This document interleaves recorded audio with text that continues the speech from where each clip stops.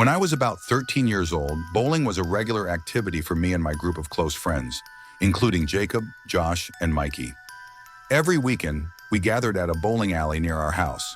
This bowling alley was not only close, but also very cheap, suitable for kids who didn't have much money like us. That night, as usual, we went to the bowling alley around 8 p.m., when the alley was very crowded. On previous visits, we had noticed an older man many times, often sitting alone on the adult side of the alley where alcohol was served.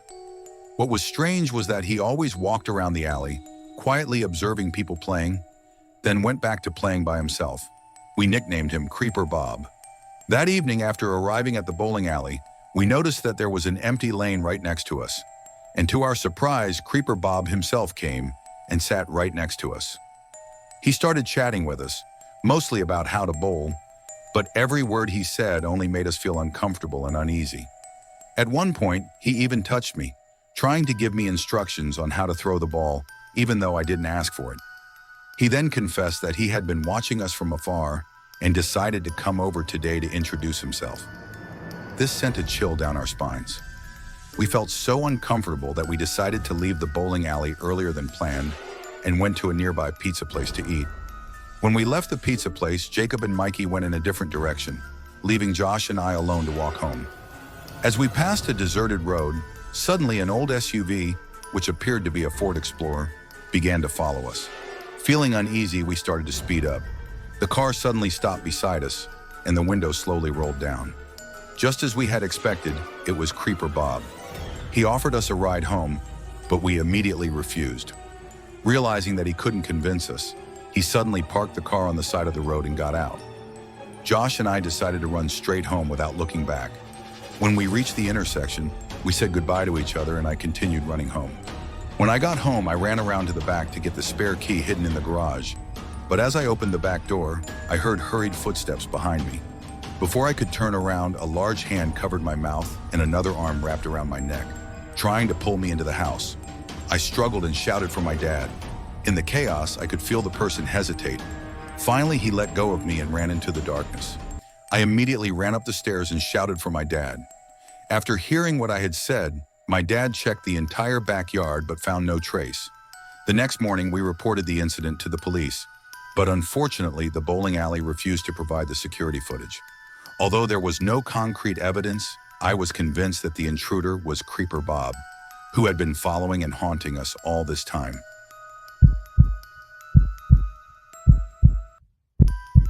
When I was a teenager, I had a group of friends who were what people called the punks. We loved to cause trouble, break rules, and explore places where we didn't belong. I grew up in a suburb in northern New Jersey where we were just spoiled kids with nothing better to do. Looking back, the way we spent our time was silly, but there was nothing we could do about it now. One of the weird things we enjoyed doing late at night was exploring. Usually we went into abandoned buildings, but not always. In fact, we were once banned from the middle school after climbing through an open window, but that's a story for another time. That night, we planned a more daring mission. There were 5 of us: me, Chip, Jason, Rowan, and Anish. Rowan was notorious for job hopping, which became the butt of jokes around the group. He quit jobs as quickly as he got them, usually for stupid reasons. Rowan had just taken a job as a clerk at a bowling alley in a town not far away. I'm sure you can guess what happened. Rowan had been given the keys to the bowling alley the night before. Anish was a master of persuasion, and he had somehow convinced Rowan to let us go explore the bowling alley at 3 a.m. I swear Anish could convince someone to donate their kidney. He was that persistent. I hadn't heard from Anish in a while, and I heard he was probably in jail right now. The 5 of us agreed to have a few drinks before we left. We all drank quite a bit, except for Jason, who refused to go anywhere unless he was driving. Jason's dad had a nice BMW, and Jason loved being able to decide when our night out was over. After getting a little tipsy, Jason drove the 5 of us to the venue. I was the one who drank the most in the group, which isn't something to be proud of, but that's who I was. So I didn't take dangerous or risky situations as seriously as I should have. Rowan opened the door, and the 5 of us snuck in. Chip was the most cautious, always reminding us to be careful with his humorous tone. Rowan told us we couldn't go bowling right now, which didn't go down well with the rest of the group. So I came up with a silly idea: slide down the bowling lanes like a water pipe. Since we were drunk, it was actually fun. The five of us quickly got tired and decided to explore the back area. Rowan led us into the staff-only area, and he led us into a storage room. We started rummaging around, turning things upside down, acting like idiots. We figured Rowan would definitely get fired, so we didn't care much about breaking anything. As we started to get bored, we heard a loud noise from downstairs.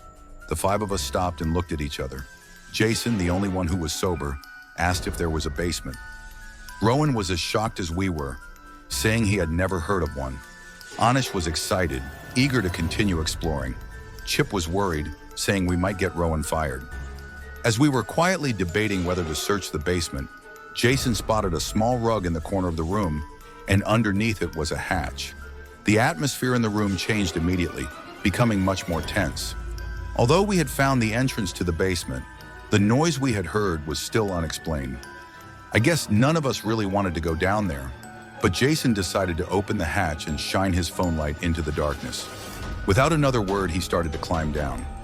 Although I was a little nervous, the confidence from the alcohol pushed me to follow Jason. Anish followed, and Rowan rounded out the group. Only Chip refused to go down. The four of us turned on our phone flashlights and began to explore the hidden basement. It was dusty and filled to the ceiling with cardboard boxes. It seemed like there was nothing but cardboard boxes until Anish noticed a door in the corner. Jason walked over and was about to open the door when a loud banging noise came from the other side of the door. We were all frozen, terrified. No one said a word, but in the back of our minds, we were all thinking about the possibility of an animal or something else behind the door. But the noise was too loud to be an animal. Jason said nothing, slowly opening the door. Inside was another storage room, but what shocked us was a human figure sitting in the corner, knees drawn up, with its back to us. We stood there, frozen in fear. After a long minute, the figure began banging its head against the wall, making the noise we had heard before. We didn't say anything, just started backing away slowly. Suddenly, Rowan accidentally bumped into a pile of furniture, making a loud noise and cursing under his breath. Immediately, the figure screamed, and we ran for our lives. Jason and I were the first two to go up the stairs. Anish followed closely behind. Chip stood at the top looking down, worried about what was happening. As Anish climbed up the stairs, we heard Rowan yell, "Get off me!" I turned around to see Chip throwing a metal bar down. There was a scream, and Rowan immediately ran up the stairs. Chip grabbed Rowan's hand and pulled him up. We ran out of the bowling alley, and Rowan locked the door with shaking hands. Jason drove us home in silence. On the way back, Rowan told us what happened after we ran away. It turned out that the person in the basement had jumped on Rowan's back, trying to attack him. Chip lunged down and hit the guy with the metal bar, knocking him down. Rowan said he only saw the guy's face for a split second, a dirty, homeless-looking guy with messy hair. Rowan quit the next day without explaining anything to his boss. To this day, we still don't understand how the guy got into the basement. Maybe there was another entrance we missed, or maybe Rowan's boss knew something about the whole thing. After that experience, I never wanted to go bowling again.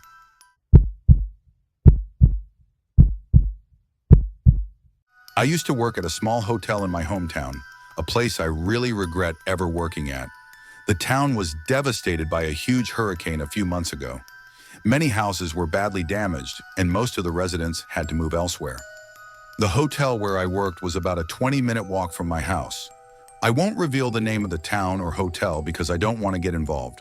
The hotel was a bed and breakfast with mediocre breakfast options like wet scrambled eggs, frozen sausages, and cereal.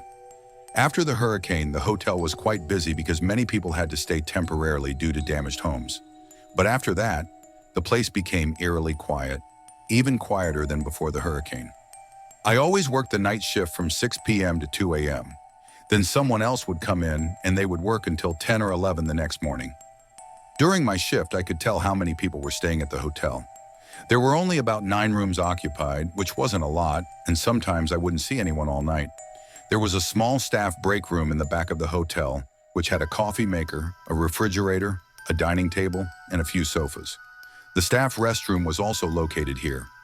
I would sit there at night and only go out when I heard the bell at the front desk. One night while I was sitting in the break room, I heard a voice calling from the lobby, a deep voice calling out, "Hello?" I got up, walked out of the break room, and saw a man standing on the other side of the glass of the front desk. He said he needed towels. I handed him some towels through the small slot under the glass. He took the towel rudely, then gave me a strange look before turning away and heading towards the hallway leading to the guest rooms. I sat down on the chair at the front desk and watched him through the camera screen. He walked down the hallway, looking around erratically, then started rubbing the towel on his face. I muttered, "What is he doing?" And he walked into the elevator. I went back to my room thinking it was over. About 10 minutes later, I heard the voice again from the lobby. The man was back. He shouted, "My room card is broken." I asked for his room number, but he answered with a strange room number with letters. I knew he was lying because hotel rooms only have numbers, not letters. I said to him, "Are you sure you're staying here?" His reaction made me shiver. He threw the towel on the ground, started smiling, and moved closer to the glass. As his face was almost pressed against the glass, he whispered, "I'm going to kill you." His creepy smile terrified me even more. Then he started shouting it, louder and louder, as if to drive me crazy. I yelled back, "I'm calling the police," and picked up the phone to call 911. He looked at me with a twisted smile, mocking me as I tried to explain the situation to the operator. After I told the operator he was leaving, they asked me if I needed the police, but I declined. For the rest of my shift, I decided to stay at the front desk instead of going back to my room. Around 2 a.m., my replacement arrived. I got out and started walking home. It was cold outside, and I remember wishing I had brought a coat. I picked up my pace as I walked through the parking lot and out of the hotel. On the deserted main road, I turned onto a residential street to head home. The silence was deafening. Only my footsteps could be heard. But then I heard another set of footsteps, soft but hurried. I turned and saw a car parked on the side of the road. I knew someone was hiding behind it. A small laugh was heard, and then a familiar voice said, "I'm going to kill you." It was him. I looked around trying to find a way out. I couldn't run fast in my work shoes. I saw a house nearby with the upstairs lights still on. Someone was awake. I decided to run and ring the bell. As I was about to run, I saw him, his sinister face looming behind the car, slowly approaching me.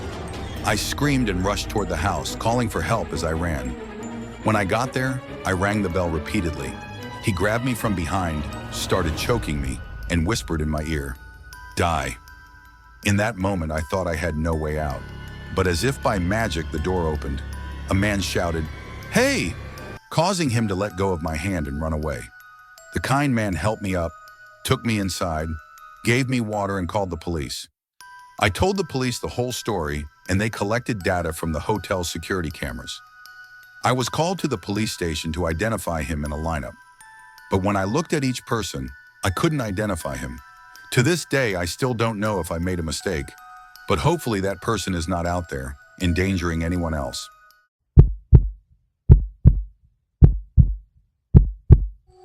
About 2 years ago, I experienced an incident that I will never forget the lesson I learned. It was in 2016 when I had just started a new job at a motel. Although the salary was not high, I needed an office job, and thanks to my friend Michael, I got this job. For the first few days, I trained with the boss in the morning and worked with Michael on the night shift. Our job was from 11 p.m. to 7 a.m., nothing too special except receiving guests and doing paperwork. After a few days of training, the boss went on a week-long trip with his wife, so I had to work alone on my first night shift. I sat in an office surrounded by large glass windows, with a glass door in front and a security screen showing cameras all over the motel. Unlike most motels, this one doesn't have a security window to let in guests at night. Around 1 a.m., as I was checking in, a man walked in. He asked if there were any rooms available. Usually, if someone looked suspicious, the owner would tell me to lie and say there were no rooms available.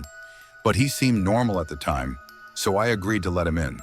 But as I was checking in, he started waving his arms in the air and making a spitting sound as if there were flies around. I tried to ignore him and finished checking him in as quickly as possible. Then I gave him the key and he left. A moment later, the man came back, banging on the glass door, startling me. He stared at me, his eyes burning. He opened the door slightly and said, "Why won't you let me in? Why won't you let me in my room?" I tried to stay calm and politely replied, "Maybe your key is broken. Let me give you another one." His eyes were full of menace at that moment, making me feel like I was in real danger. I gave him the new key and he left again. I tried texting Michael for advice, but since it was the middle of the night, he didn't answer. I started to panic when I saw the man come back again. This time I ran into the back office and locked the door. I pulled out a small knife from my pocket, ready if the situation got worse. He started yelling in the office, calling out, "Hello! Hello! Why won't you let me in? Don't you like me?" I was really scared but didn't have the courage to call the police. I stupidly replied, "I'm on the phone. I'll be right out." After that, I tried calling Michael several times, but no one answered. I took a deep breath and decided to leave the office. But the man was no longer there. He was in the bathroom, muttering angrily, "Kill her! Kill her!" My heart almost stopped. I was still stupid enough not to call the police, but decided to confront him. I said, "Your key is broken. Let me show you to your room." Luckily, he agreed. I hid the knife in my sleeve as I walked out, trying to walk ahead of him, but he insisted on following me. We went up the stairs. I was constantly worried that he would attack from behind. When I reached the door of the room, I said, "This is your room," but he was standing in front of the door of another guest, a lone woman. I smiled awkwardly and pointed to his room, and after he went in, I quickly ran back to the office and locked the door. Soon after, I received the next guest, and it was a policeman. I told him about the man, and he promised to keep an eye out. The next night, the man came back, but I locked the door and said there were no more rooms available. When the boss came back, I told him the whole story, but he didn't take it seriously. I continued working there for another year and experienced many other strange things, but that was the most horrible experience.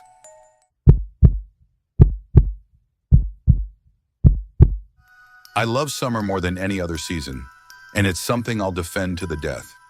My love for summer isn't about partying or drinking, but about nature, warm weather, and being outdoors. When the heat sets in, I spend more hours outdoors than indoors. On a warm night in mid-June a few years ago, I, who was about 17 or 18, had a terrifying experience. There's a large nature reserve near my house. When I say large, I really mean it's nearly 1,000 acres. To this day, there are parts of this forest that I've definitely not explored. Two friends of mine and I agreed to spend a night camping in this forest. Technically, camping there is completely prohibited and almost illegal, but we figured no one would catch us in this dense forest. We just needed to get as far into the woods as possible. Chuck was the camper of the bunch. I'll be honest, he loved dressing up as a Boy Scout and knew about 100 different knots. Our other friend Jackson was always the one providing the drinks. If we were sober, he wouldn't be happy, which is how things were with Jackson. I could feel the gentle summer breeze blowing through my hair as the three of us packed our things into Jackson's car. The weather was perfect, not too cold, not too hot. After a few beers, we headed into the woods around 11:30. I was starting to feel the buzz as we walked.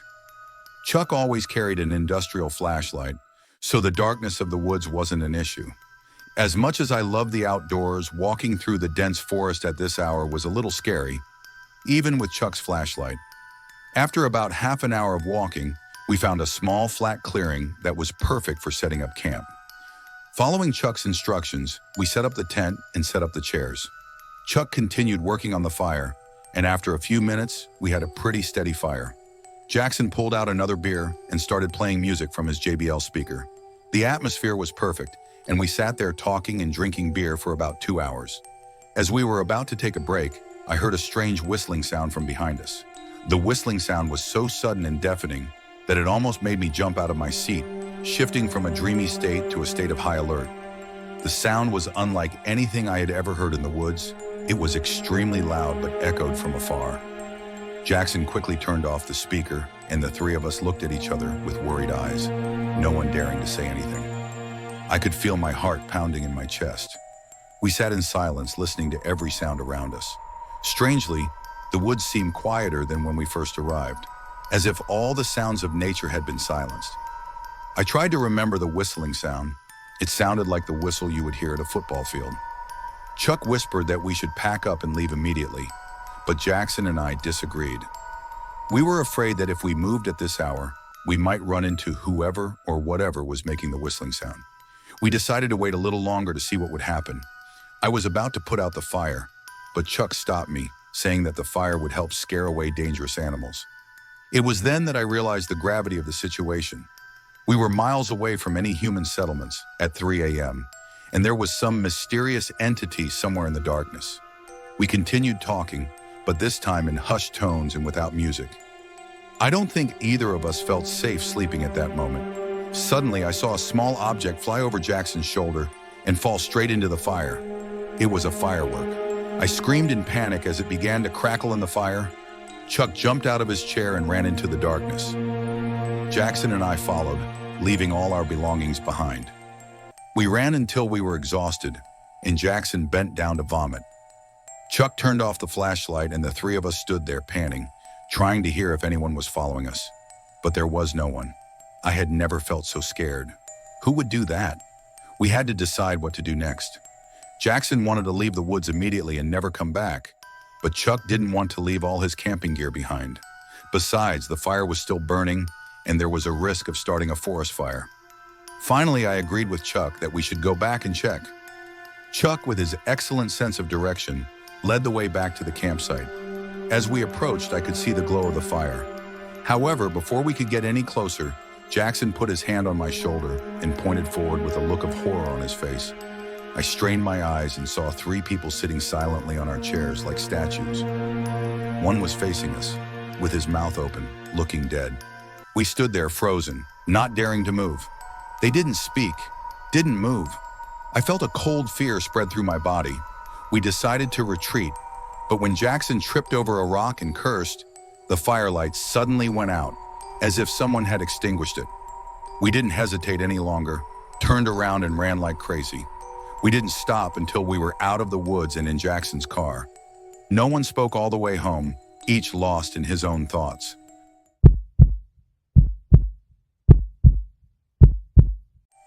I am 24 years old and live with my parents in a modest home. My income is the main source of income for our family, which has led to a rocky relationship with my parents. We argue quite often, and when I am not working or hanging out with friends, I tend to isolate myself. Exercise is my way of escaping personal stress and finding peace. There is a park about a 10-minute drive from my house that has a workout area with bars for pull-ups, dips, and other calisthenics. During the summer months, I like to go there at night because the park is quite crowded during the day. One night, while my parents were arguing, I decided to go outside to work out. It was a very hot night, probably 85 degrees Fahrenheit. I breathed in the humid air as I walked out the front door and into my old white Corolla. I started the engine and let the warm summer breeze blow through my hair. I arrived at the park and saw that my car was the only one in the parking lot. It was probably around 10 or 11 at night. The park was completely deserted.